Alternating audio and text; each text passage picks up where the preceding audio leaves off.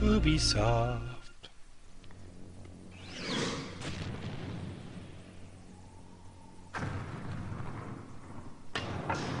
Blue Bite.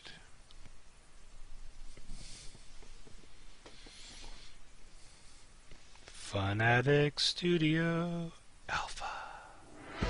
There was once a time, a better time, when our proud, happy nation awaited a glorious future. We were fearless, for we could not foresee how forlorn we would one day be. In those days, our women were our most cherished prize, our treasure, the suns around which our lives revolved. We laughed often and loved much, and were famed for our lavish feasts. The culinary skills of our women were legendary. And not only these. And then they were gone. From one day to the next, they disappeared without a trace, and our land descended into chaos. For this was merely the beginning. There came a terrible drought, and the cattle died in the arid fields. Huge clouds of locusts devoured what little was left of the meager crops. The earth shook, and the rage of the gods erupted in an inferno of smoke and fire.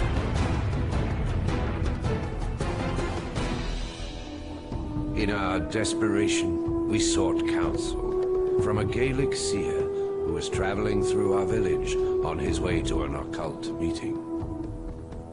In his visions, he saw wealth, women, and a long journey which would take us to the ends of the world.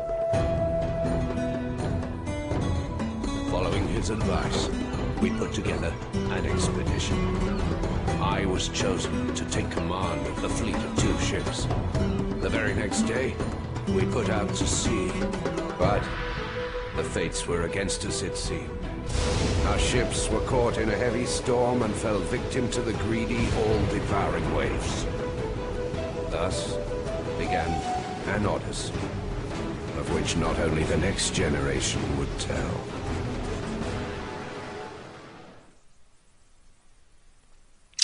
Yep.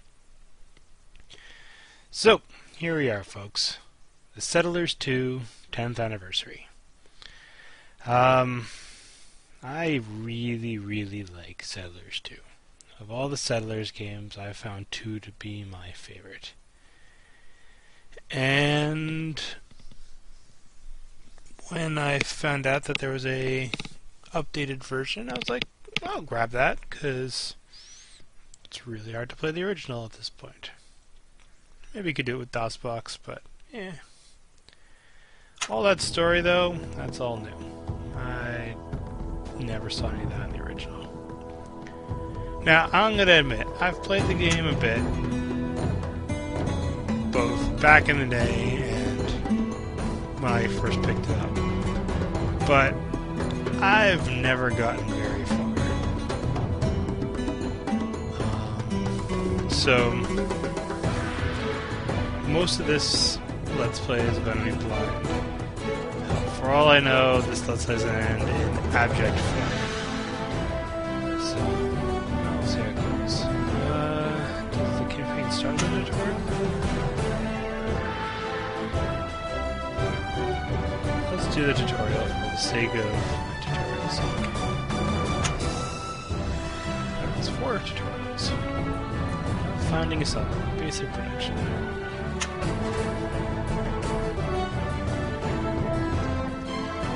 Founding a settlement.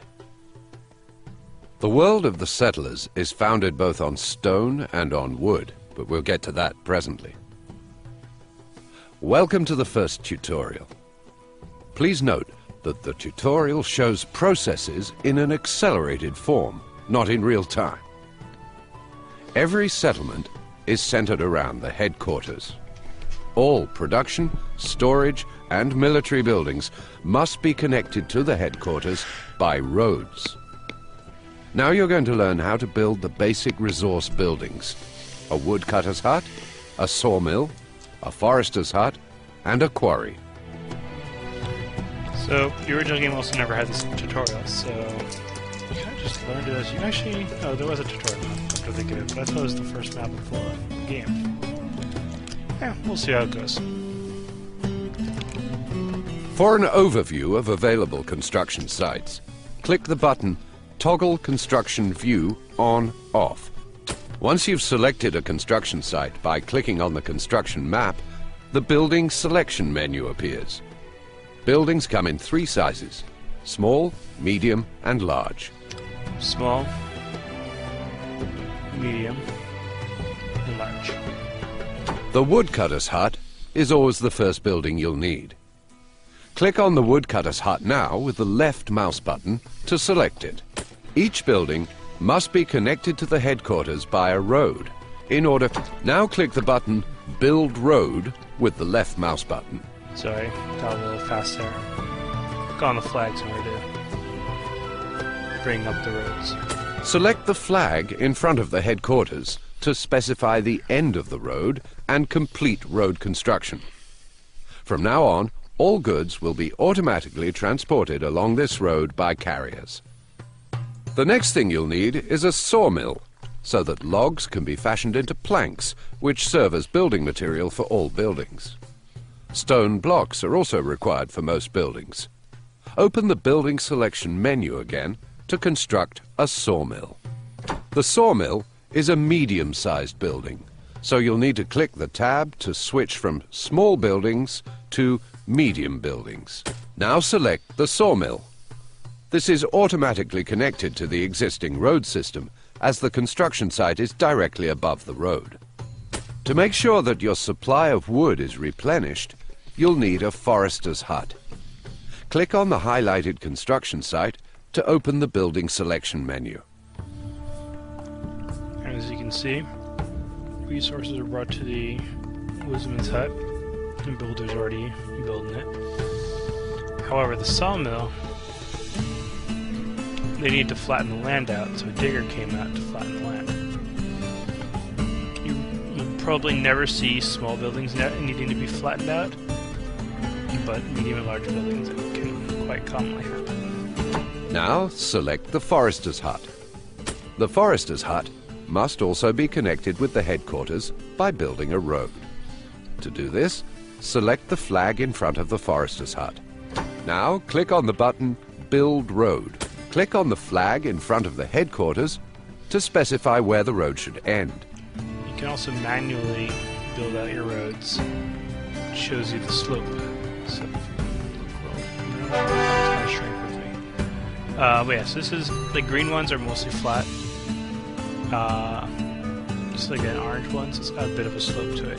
There's also red ones that are really steep. And that'll affect the speed that carriers... Now you need a quarry to provide the necessary resources for the construction of other buildings.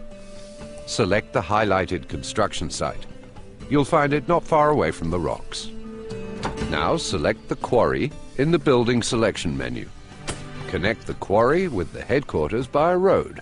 To do this, now click the button Build Road select the end of the road. The road to the quarry is quite long, and transporting the stone would be too much for a single carrier. To add a new section to the road by erecting an additional flag, select the section of road that is highlighted. So carriers work between 2 flags. So if you want to have more carriers along the road. Now click the button Erect Flag. The road is divided, and another carrier starts transporting stone along the newly built road section. It's very important to keep an eye on your road system to make sure that it's economically efficient. When you've completed your construction projects, close the construction map by clicking the button Toggle Construction View On/Off. Okay.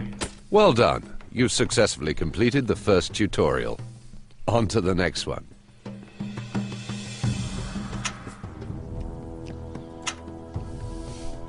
Early on to avoid shortages in your wood supply. Mineral resources and processing. To operate mines, and this only applies to mines, you'll need a stable food supply. The more varied the food, the harder the miners will work. One food supplier is the baker, who bakes bread using water from the well, and flour made from grain grown on the farm, which is then ground in the mill. These buildings should lie in close proximity to each other and not be too far away from the mines. Other food suppliers are the fisherman and the hunter, who can supply fish and ham on short notice. Geologists will supply you with information about mineral resources by putting up small signs at the discovered sites, telling you which mineral resources have been found. Click the highlighted mine symbol on the map with the left mouse button. Geologists can only be sent out to flags. So now select the flag in the building selection menu. Of course, this flag must also be connected by a road with... Now click the... Select the end of the... Select the flag. Click the button, Send Out Geologist. So build road. Geologists need some time to complete their work. In normal gameplay, you'll need to wait a short while after sending out a geologist to find out which mineral resources he's discovered. Build waterway, which is against... If you have a lake, you'll get a carrier in a little boat. Destroy flag, send geologist, and send out scout. So the geologists, when they're talking about scouts, will let you clear the fog of war a bit. Iron and gold are only of any use to you if you have enough coal, because you need this to extract iron from iron ore in the iron smelting works, and later to make weapons in the smithy, and produce gold coins in the mint. Open the building selection menu now by clicking the highlighted construction site.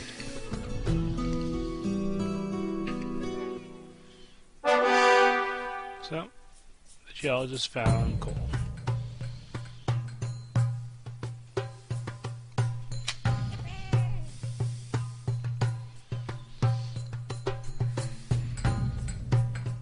Now select the coal mine from the menu with the left mouse button. Like all other buildings, mines must be connected. Click the button, Build Road. Select the highlighted flag. Now you're going to build an iron mine. Select the mine symbol already highlighted on the map. But I don't even know that there's iron here yet. I assume there is, but probably should have waited for him to find some first.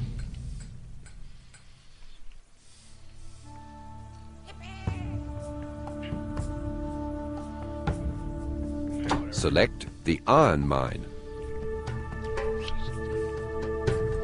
Hold on a second. I'm not so happy with the sensitivity here. I won't let me open up the menu. Connect the iron mine to the road system by selecting select the end. The next thing you need is an iron smelting works in order to extract the iron from the ore with the help of coal. To do this, click the iron smelting work. Now select the iron smelting works.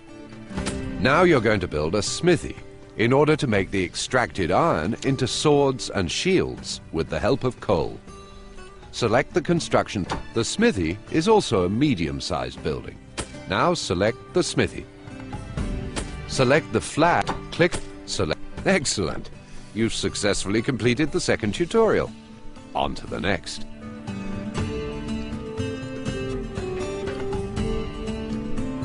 You'll actually see it all happen when we get to it in the game. Oops. Well, it's like Game 6 now. Let's build a little bit. And since I'm doing this in windowed mode, I'm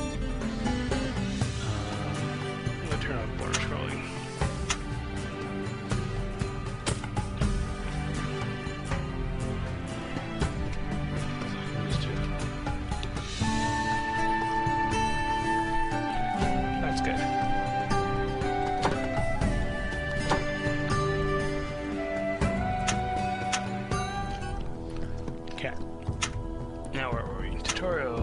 Military. Farm needs shading carefully. Territorial expansion and troops. The settlers love a conventional scrap. They fight in classic hand-to-hand combat rather than letting large armies do battle with each other. Recruiting a soldier requires a sword, a shield, and a beer. For their training, in other words, to rise in rank, soldiers require gold coins. The various ranks are as follows: private, corporal, sergeant, officer, and general. In this tutorial, you'll learn how to build a barracks, and thus expand your borders, how to build a catapult, and how to attack enemies.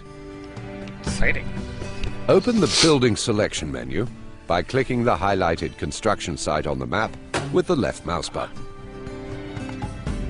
Now select Barracks. This is the smallest of the 4 buildings: barracks, guardhouse, watchtower, and stronghold. A barracks is manned by 2 soldiers. Connect the barracks, click the button, select the... Now you need to build a catapult so that you can defend your settlement more effectively. To do this, select the construction site already highlighted. The catapult is a medium-sized structure. Now select the catapult from the building list. Catapults automatically fire on enemy military buildings that are within range. As ammunition for the catapult, you'll need stones from the quarry or the stone mine. When your soldiers win a battle, they will automatically occupy the enemy building, thereby expanding your borders. Open the attack menu by clicking the enemy barracks with the left mouse button. To give the signal to attack, click the attack button. Use the 2 buttons at the top of the attack menu to select whether your weaker or your stronger soldiers should attack first. The figures below them show the number of attackers compared to the number of the defenders.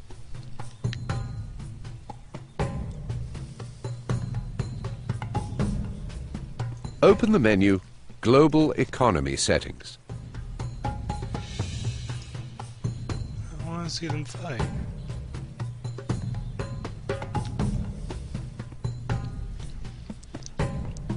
So here come a bunch of guys. I think they're generals and that guy's a private.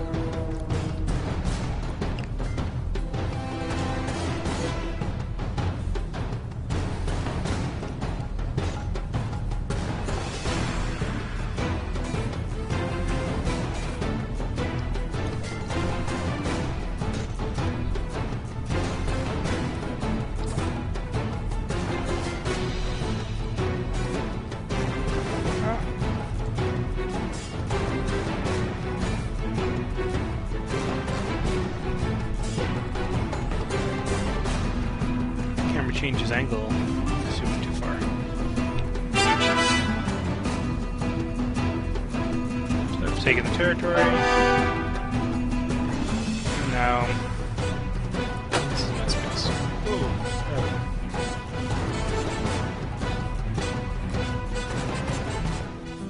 Ooh. Select the tab Default Military Settings.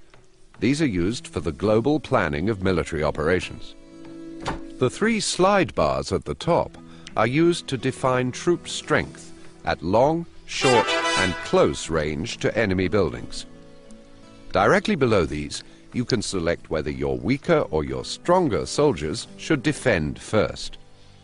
The slide bar at the bottom is used to specify the number of soldiers you want to make available for an attack. To exit the menu, click the small cross in the upper right corner.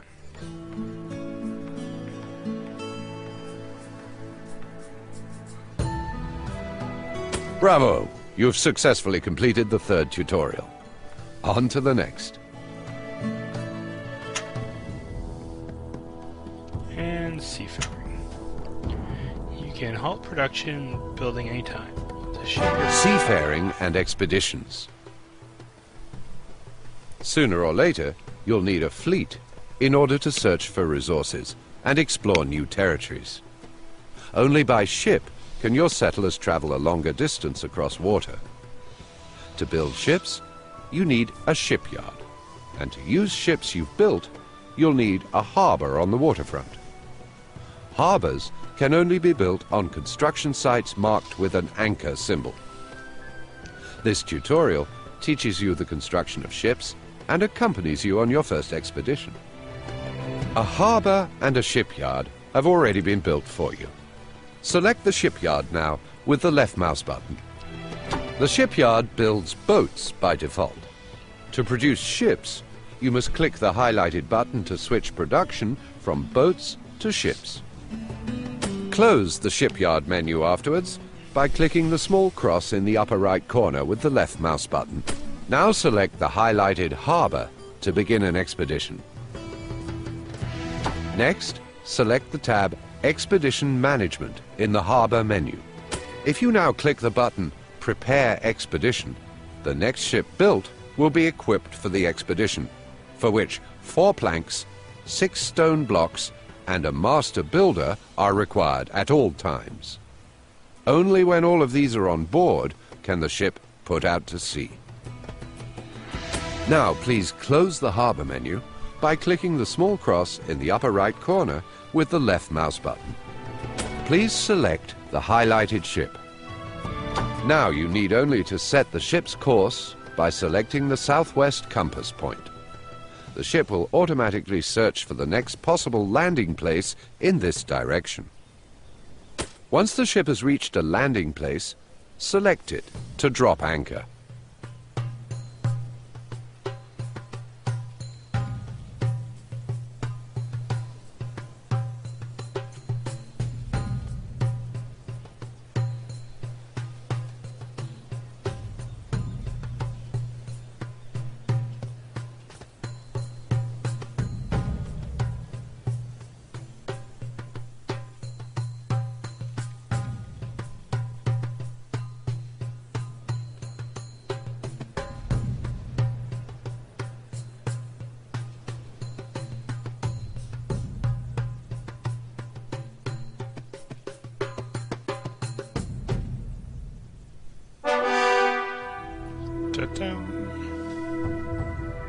Select the button Build Harbour to the right of the compass in the ship menu.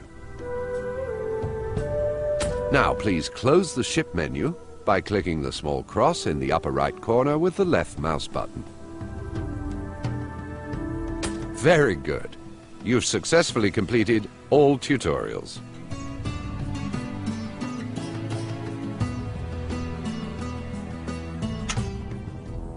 Okay, well, that's all the tutorials.